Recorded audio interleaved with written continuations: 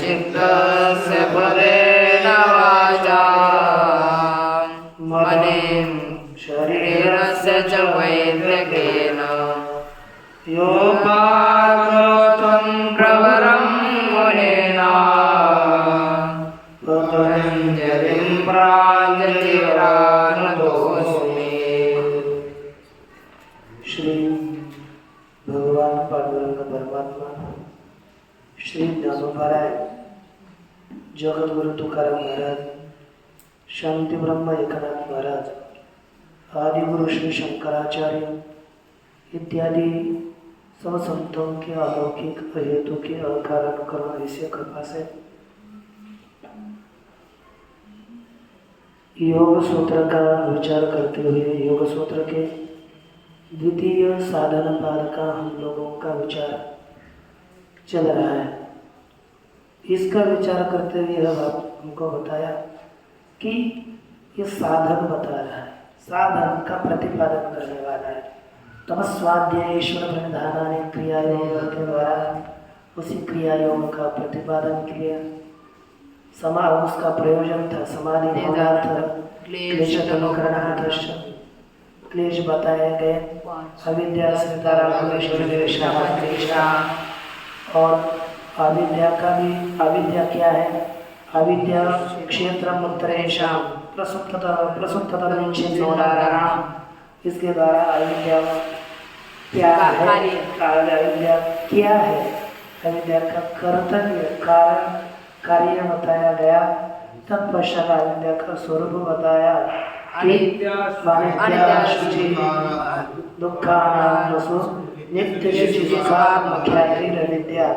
इस तरह अविद्या का स्वरूप भी बताया। अब इसके पश्चात जो दूसरा क्लेश है अविद्या का कार्य अस्मिता, इस अस्मिता का कथन करने जा रहे हैं। देखिए, दर्शन शक्त्योरेकात्मतेवास्मिता, दृग्दर्शन शक्त्योरेकात्मतेवास्मिता, दृग्दर्शन शक्त्योरेकात्मतेवास्मिता, दृग्दर्शन शक्त्योरेकात्मतेवास्मिता, दृग्दर्शन शक्त्योरेकात्मतेवास्मिता। अस्मिता का कथन किया। एक दृक् च दर्शनं च दृग्दर्शने, दृग्दर्शने एव शक्ति इति दृग्दर्शन शक्ति है ना। तयोः दृग्दर्शन शक्त्योः द्वन्द्वान्ते श्रेयमादं प्रत्येकमपि सम्बध्यते इति न्यायेन शक्तिपदस्य दृक् इति अनेन सह अन्वयः भवति, तद्वद्दर्शन इत्यनेन सह अपि अन्वयः भवति। तदा किं भवति? दृक् शक्ति और दर्शन शक्ति की एकात्मकता की तरह प्रतीति वही अस्मिता है। अब यहाँ पर एकात्मता इव अस्मिता बताए ना, तो दृक् क्या चीज है? दृक् अर्थात पुरुष, दृक् शक्ति माने पुरुष, और दर्शन शक्ति अर्थात बुद्धि। दृक् शक्ति और दर्शन शक्ति इन दोनों की एक जो एकात्मकता की तरह प्रतीति होती है, इसी का नाम है अस्मिता। क्या नाम है? अस्मिता। दोनों में अभिन्नता की प्रतीति होना, यही अस्मिता है। इसलिए लिखा शास्त्रों में अनयोर भोग्य भोक्तृत्वेन जड़ा जड़त्वेन अत्यंत भिन्न रूपयोः एकताभिमानो अस्मिता इति उच्यते। दृक् शक्ति और दर्शन शक्ति, ये दोनों भी एक भोग्य और एक भोक्ता है, एक जड़ है और एक चेतन है, अत्यंत भिन्न है, तो भी उनमें एक रूप समझ लेना, यही अस्मिता का स्वरूप है, यह बताया। अब देख लेते हैं भाष्य में क्या कहा है। पुरुषो दृक् शक्ति, सूत्र में जो दृक् शक्ति पद दिया उसको दृक् शक्ति से क्या लिया? कहते हैं पुरुषो दृक् शक्ति, पुरुष ही दृक् शक्ति है। बुद्धि दर्शन शक्ति और बुद्धि दर्शन शक्ति है, ज्ञान शक्ति है। इन दोनों में एक स्वरूपापत्ति इव अस्मिता क्लेश उच्यते। इन दोनों में एक स्वरूप की अभिन्नाकारता की प्रतीति, यह अस्मिता नामक क्लेश है। दोनों में एक जैसा समझना, एक समझना, एक है नहीं लेकिन एक समझना, यही अस्मिता नामक क्लेश है।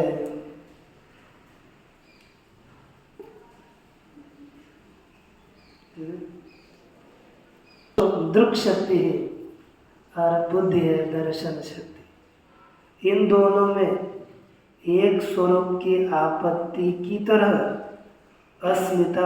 अस्मिता क्लेश है, ये बताया गया। अब देखो आगे, भोक्तृ भोग्य शक्तियों अत्यंत विभक्तयों अत्यंता संकीर्णयों अविभाग प्राप्तौ इव सत्यां भोगः कल्पते। भोग कब होता है? तो कहा भोक्तृ भोग्य शक्तियों, दो शक्तियां हैं। कौन कौन सी शक्ति? एक भोक्तृ शक्ति और दूसरी भोग्य शक्ति। भोक्तृ शक्ति और भोग्य शक्ति जो अत्यंत विभक्त योग, जो अत्यंत भिन्न है, अत्यंत विभाग को प्राप्त हुई है, अत्यंत विभाग को प्राप्त हुई जो भोक्तृ शक्ति और भोग्य शक्ति है, वे अत्यंत असंकीर्ण है। उसका अर्थ क्या कि असंकीर्ण अर्थात मिलित नहीं है, अविलित है। संकीर्ण अर्थात संकर मिलना, असंकीर्ण अर्थात अमिलित है। उनमें अविभाग प्राप्त विव सत्याम, क्या होगा? अविभाग प्राप्त, जैसे अविभाग एकता को प्राप्ति की तरह होते हुए ही भोग की कल्पना की जाती है। यह तभी भोग होता है, यह अविभाग को, एकता को प्राप्त होने पर ही भोग की कल्पना होती है। यदि वह अलग अलग है तब तक भोग की कल्पना नहीं होती। एकत्व में भोग है, भिन्नता में त्याग है। स्वरूप प्रतिलंबेतु तयोः कैवल्यम एव भवति कुतो भोग इति।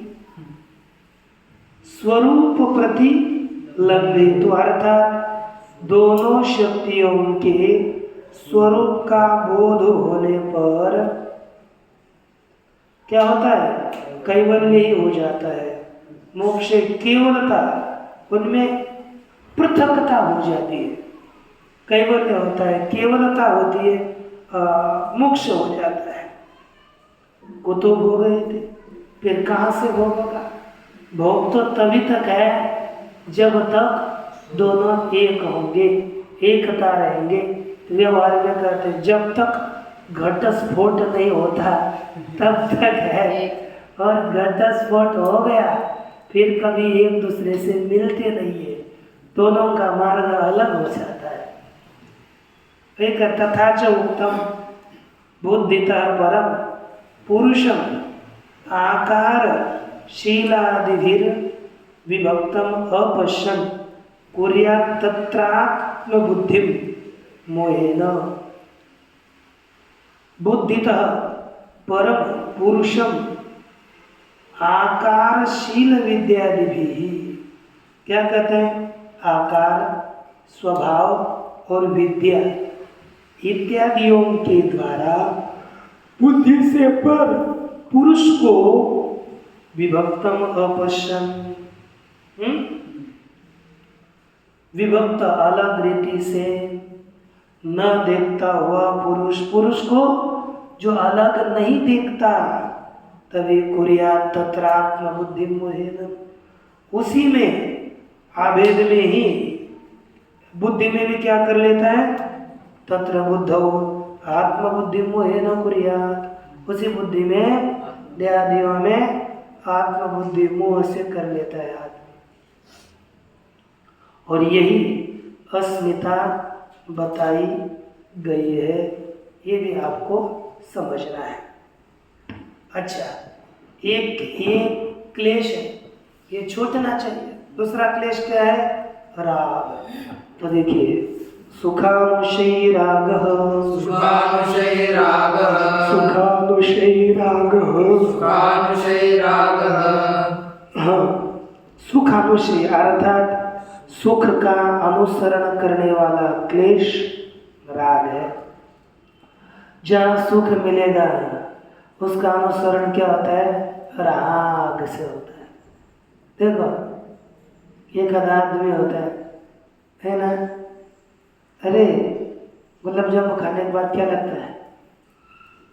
सुख होता है ना? सुख नहीं, सुख होता है यार, तृप्ति बोलते हैं। तृप्ति तो अलग है, पेट भरने पर होती है, उसमें क्या होगा, है कि नहीं? एक आधा भी गुलाब जामुन खाए तो सुख होता है, आनंद होता है, बहुत अच्छा। तो इसीलिए उसके विषय में क्या हो जाता है रे? राग। फिर आदमी द्वादशी को बोलता है, मैं दर्शन के लिए जाकर आता हूँ, है ना? फिर उधर ही अपने राग का क्या कर लेता है? उपयोग कर लेता है। और इसके बाद होता है कि नहीं? कभी कभी नहीं, अरे आपका नहीं हो, किसी का बोल रहा हूँ मैं। आपको क्यों लग रहा है ऐसा? हमारे को बोल रहा है, लेकिन आपको देखकर बोल रहा हूँ, इतना बोल रहा हूँ। लेकिन राग होता है कि नहीं? फिर आने के बाद पता चलता है किसने खाया है, किसी न किसी, कोई तो देखते ही देख ही लेता है, कितना छुप जाओ, मौली उसकी व्यवस्था करके रखते हैं, देखते हैं इसको दिखाना है। तो फिर आने के बाद उसको मार पड़ती है, क्यों बोलना पड़ता है। तो क्या क्लेश देता है कि नहीं? सुखानुशय राग हो गया, राग ही एक बड़ा क्लेश है। उसके बाद दूसरा क्या है? तो देखो टीका में, भाष्य में, सुखाभिज्ञस्य सुखानुस्मृतिपूर्वः सुखे तत्साधने वा यो गर्दस्तृष्णालोभ स राग इति। क्या लिखा? सुखाभिज्ञस्य, सुख अभिज्ञस्य, अर्थात सुख को अभिज्ञ यानी जानने वाला, सुखम अभिजानाति इति सुखाभिज्ञः तस्य, सुख को जानने वाला, सुख का अनुभविता, उसको सुखानुस्मृति पूर्वक, सुख के अनुस्मरण पूर्वक, सुखे तत्साधने वा योगर्द, सुख में अथवा सुख के साधन में जो गर्द होती है, गर्द माने तृष्णा, है कि नहीं? धातु कौन सा है? ग्रधी, तृष्णा है। तो गर्द इससे बनता है, उसके विषय में जो गर्द, जो तृष्णा होती है, लोभ होता है, सह राग, वही कौन है? राग, उसी का नाम है राग। अच्छा, ये हो गया राग, एक क्लेश है। दूसरा क्लेश है द्वेष। राग होने के बाद दूसरा क्लेश कौन जाता है? द्वेष। द्वेष किसके विषय में होता है पता है? जो हमें दुख दे देवे, इसके विषय में क्या होता है? द्वेष। जैसे आप सो गए और किसी ने आकर पानी डाल दिया तो क्या होता है? वो बोलते हैं मैंने ऐसा कब किया, मैंने कैसा किया, मैं बोल रहा हूँ, क्या होता है? तो तुझे कुछ पता नहीं, तू पानी डाला, तुरंत बोलता है कि नहीं?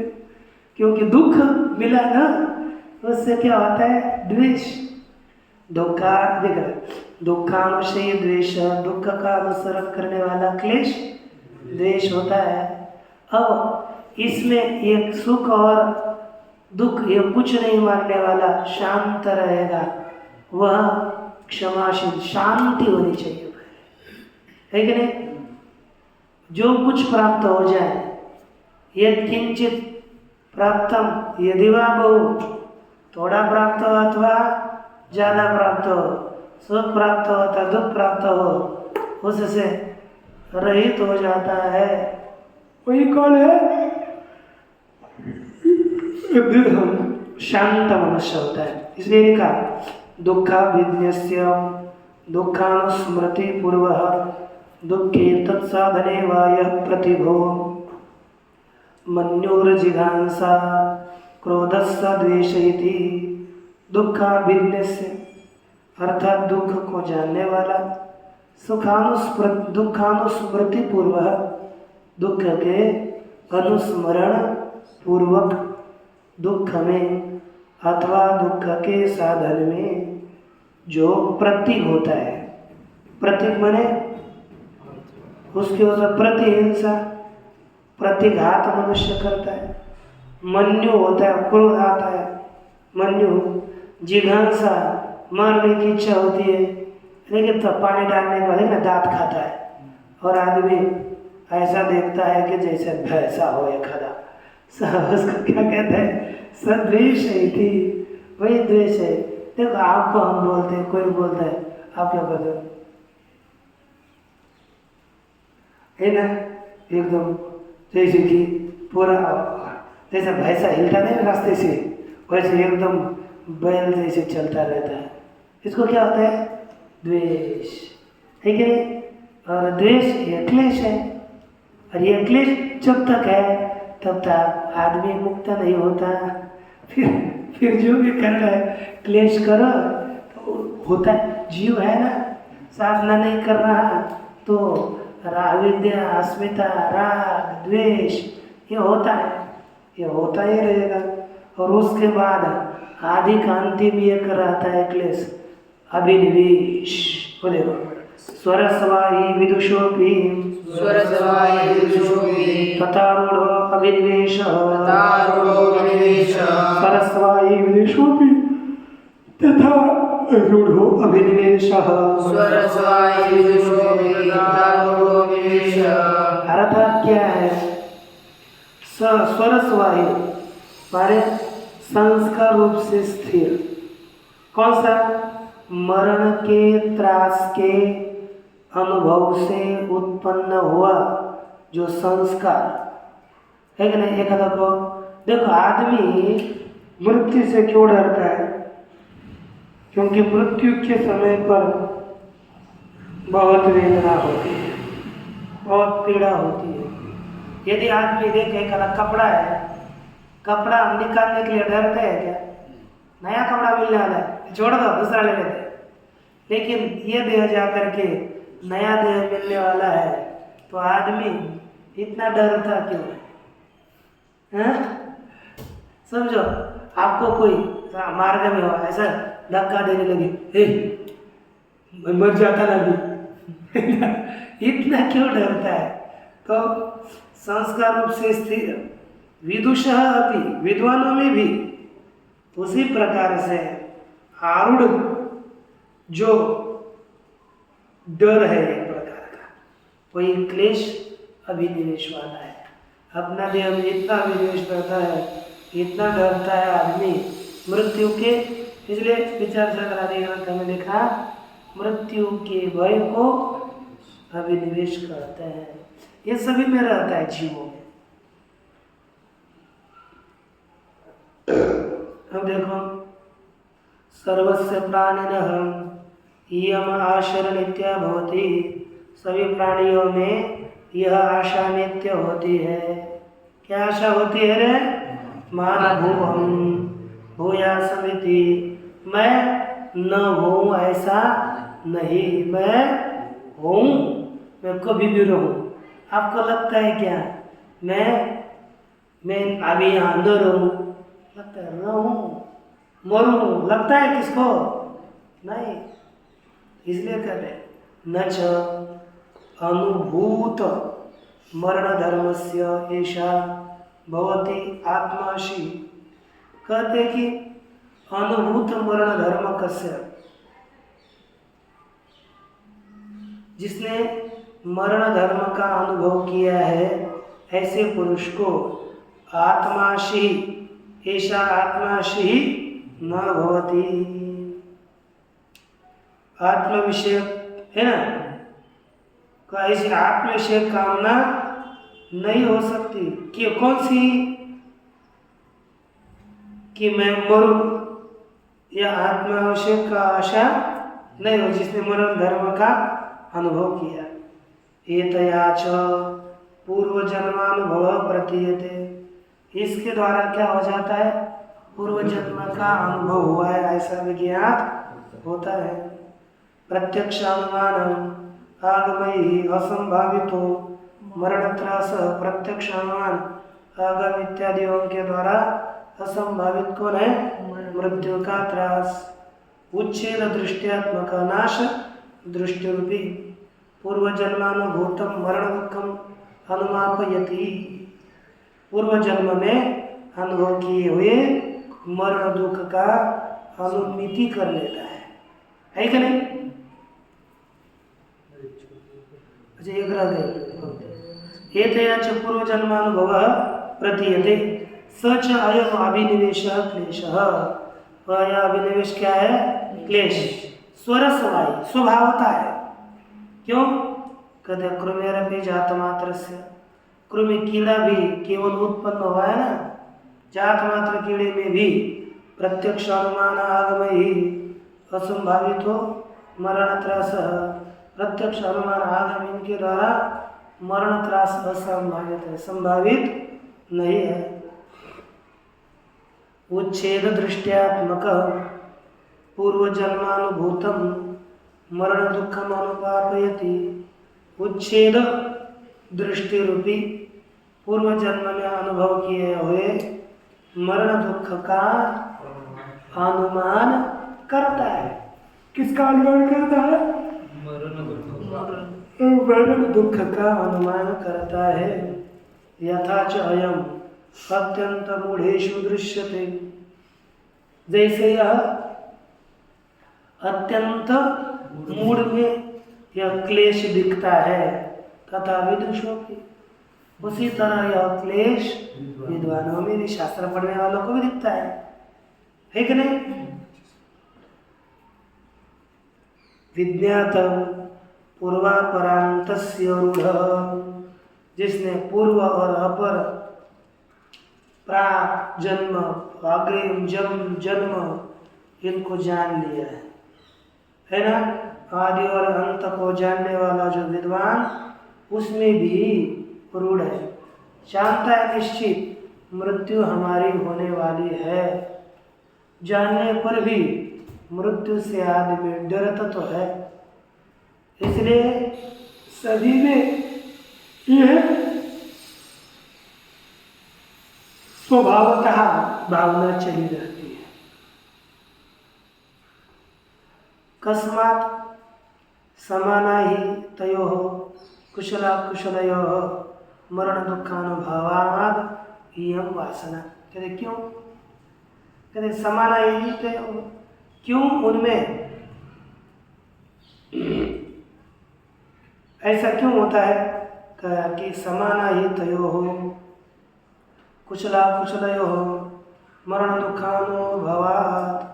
विद्वान हो अथवा विद्वान दोनों को भी कुशल और अकुशल इन दोनों में मरण के दुख का अनुभव समान है कि नहीं? इसलिए यम वासना समाना, उनमें वासना भी समान है। अनुभव ऐसा होगा,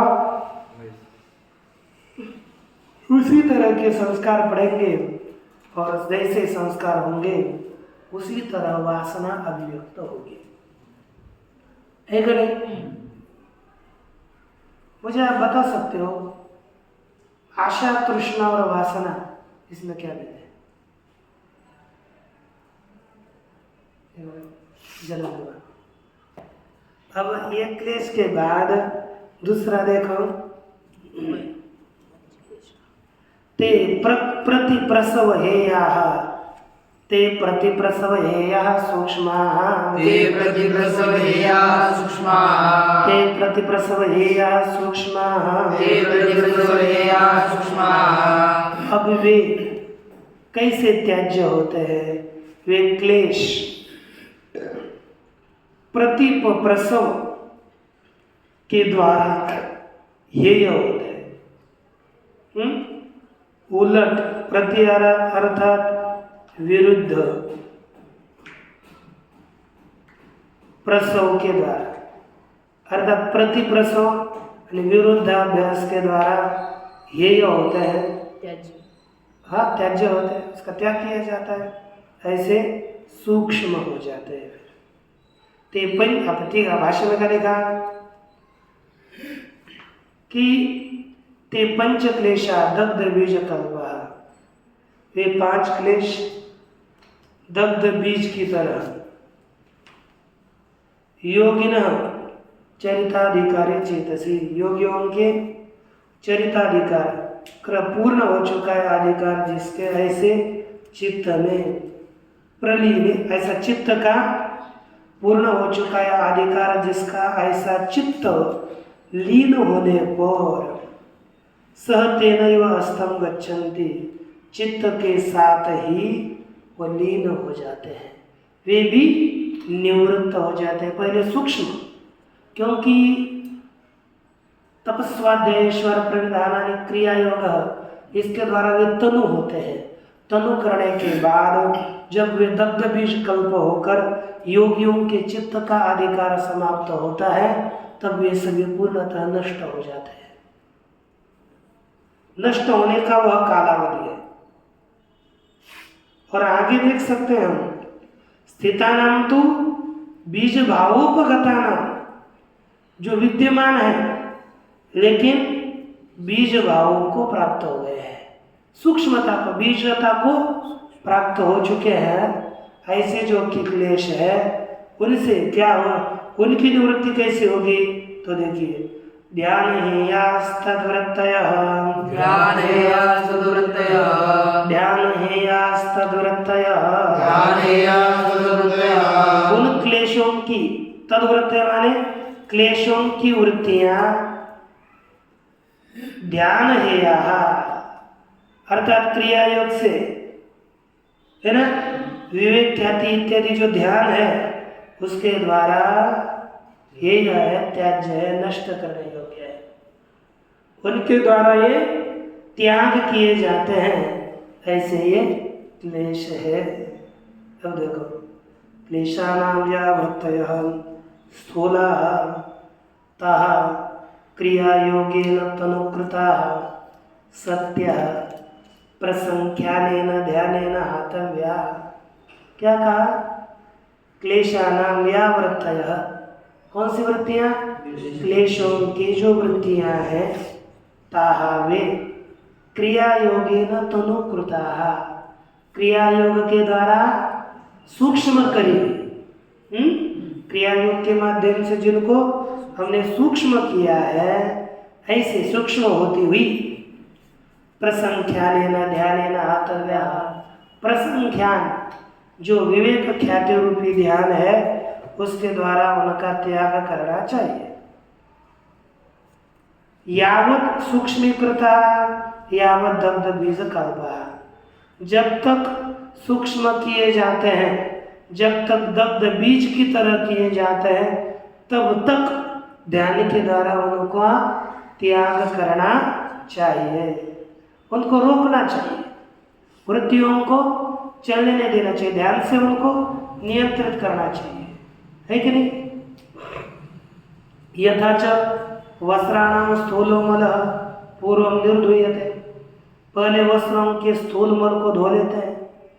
जैसे आप पीछे थाली धोने के लिए जाते हैं, पहले स्थूल जूठन उसको धोना पड़ता है, फिर उसको साबुन लगा करके फिर धोना पड़ता है। वैसे ही पहले वस्त्रों का स्थूल मल जैसे धोया जाता है, पश्चात सूक्ष्म यत्नेन उपायेन च अपनीयते, पश्चात सूक्ष्म मल है, फिर उसमें क्या डालते हैं? रीन, साबुन लगाते हैं। क्या रीन है ना कोई रीन? हाँ, जो कुछ बोतल का होता है ना, हाँ वही, वो डालते हैं, उपाय से उसको स्वच्छ करते हैं। तथा स्वल्प प्रतिपक्ष स्थूलावृत्ताया क्लेशानाम, है ना, क्लेशों की जो स्थूल वृत्तियां है उनको थोड़ा प्रतिकार करने वाली ये वृत्तियां चाहिए। सूक्ष्मस्तु महाप्रतिपक्ष है, लेकिन सूक्ष्म वृत्तियां महान प्रतिकार करने वाली होती है। स्थूल वृत्तियों का ज़्यादा प्रतिकार करने की इतनी आवश्यकता नहीं होती, वो जल्दी खत्म हो जाती है। लेकिन सूक्ष्म जो वृत्तियाँ होती है वो जल्दी छूटती ही नहीं है, वो उनको ज़्यादा प्रयास करना पड़ता है। हम क्या बोलते हैं महाराज, हम पहले कर रहे थे उतने से यहाँ तक तो आ गए, यहाँ से आगे नहीं चल रहे, क्योंकि यहाँ से हमको प्रतिबंध हो रहा है, पहले मन में रहता है। लेकिन अब क्या करें, तो उसके लिए ज़्यादा तीव्रता से प्रयास करें, फिर वह कार्य अपना सफल हो जाता है। ओम पूर्णमदः पूर्णमिदं पूर्णात् पूर्णमुदच्यते पूर्णस्य पूर्णमादाय पूर्णमेवावशिष्यते। ओम शांति शांति शांति।